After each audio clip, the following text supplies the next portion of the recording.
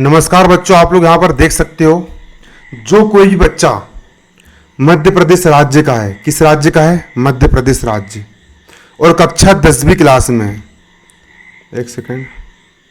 जो कोई बच्चा मध्य प्रदेश राज्य का है और कक्षा 10वीं क्लास का है, मध्य प्रदेश राज्य माध्यमिक शिक्षा मंडल भोपाल एमपी बोर्ड, ठीक है, और 10वीं क्लास का है, ठीक है। हाई स्कूल परीक्षा नया वाला सत्र 2022-2023। आज के इस विषय में हम ये जानने वाले कि आपको हिंदी में क्या क्या चीज नहीं पढ़ना है। बहुत सारा सिलेबस आपका हटा दिया गया है इस साल भी, भाई कोरोना नहीं है लेकिन हटा दिया गया है। और हिंदी विषय का जो आपको पेपर रहेगा उसमें का पेपर किस प्रकार निकलेगा, और पेपर के हिसाब से ब्लूप्रिंट जो आया है कि पेपर कितने नंबर का आएगा, पेपर में क्या पढ़ना है, पेपर में क्या नहीं पढ़ना, ये सारी चीज़ यहाँ पर हम जानने वाले हैं। और बारीकी के साथ यहाँ पर हम जानेंगे, बारीकी के साथ समझेंगे हम हिंदी विषय का। आपको उसको कॉपी में लिख लेना है, ठीक है।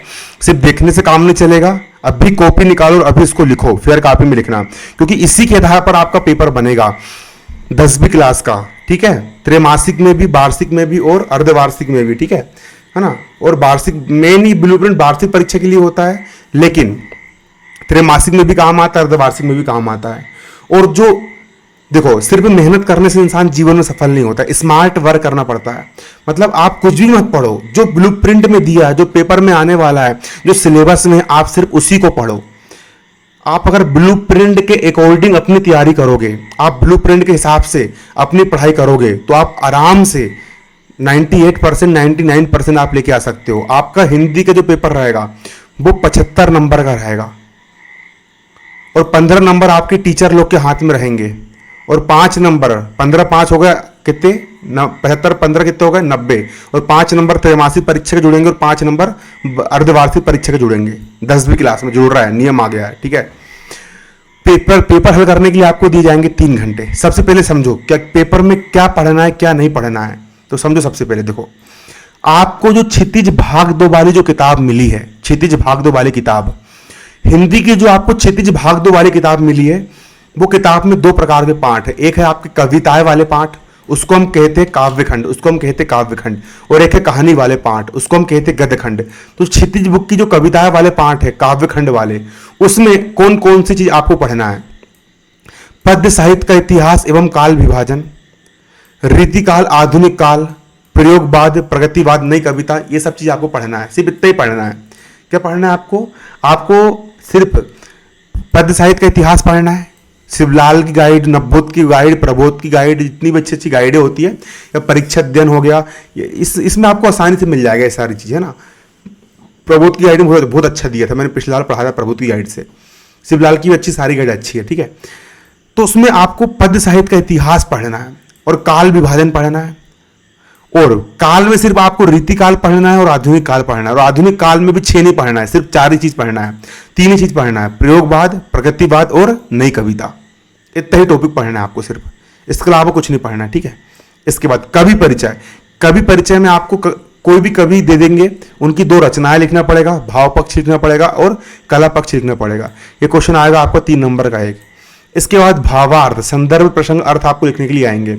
आपकी जो पोयम वाला की लाइन दे देगा वो, और बोलेगा इसका संदर्भ, प्रसंग, अर्थ लिखिए। और इसके बाद इसी काव्य खंड वाले में से आपके आंसर क्वेश्चन आएंगे। इसमें और टोटल देखो आप कितने नंबर का आएगा, 3 नंबर का आपका एक प्रश्न आएगा, आपका 3 नंबर का 4 प्रश्न आएंगे आपके 2-2 नंबर के, छोटे क्वेश्चन ज्यादा आएंगे, ठीक है। तो प्रयास ये करना कि जो छोटे छोटे क्वेश्चन है अति लघुत्तरी वाले, उनको याद करना, क्योंकि उन्हीं में से बन करके आएगा। कुछ भी मत पढ़ना, सिर्फ उन्हीं को पढ़ना। और 6 आपके क्या आने वाले, विकल्प आने वाले, तो विकल्प अच्छे से तैयार कर लेना, ठीक है। इसके बाद आपका जो काव्यबोध होता है, काव्यबोध का इसको लिखो, कॉपी में लिखो, नोट करो, इसको पूरा उतारो। काव्यबोध का मतलब जो होता है कि काव्यबोध का मतलब होता है रस, छंद, अलंकार। एक गाइड में आपको मिल जाएगा। तो काव्य की परिभाषा, काव्य किसे कहते हैं, है ना। आचार्य रामचंद्र रसात्मकम वाक्यम काव्यम, रसयुक्त वाक्य काव्य है, पंडित राज जगन्नाथ के अनुसार। ये सब पढ़ाऊंगा मैं आप लोग को, और इसी चैनल पर पढ़ाऊंगा, पूरा पढ़ाऊंगा, पूरी हिंदी पढ़ाऊंगा, नोट्स बनवाऊंगा, पूरा हिंदी समझाऊंगा, पूरा प्रॉपर तरीके से तुम्हारी पढ़ाई होगी, पूरा पढ़ा दूंगा।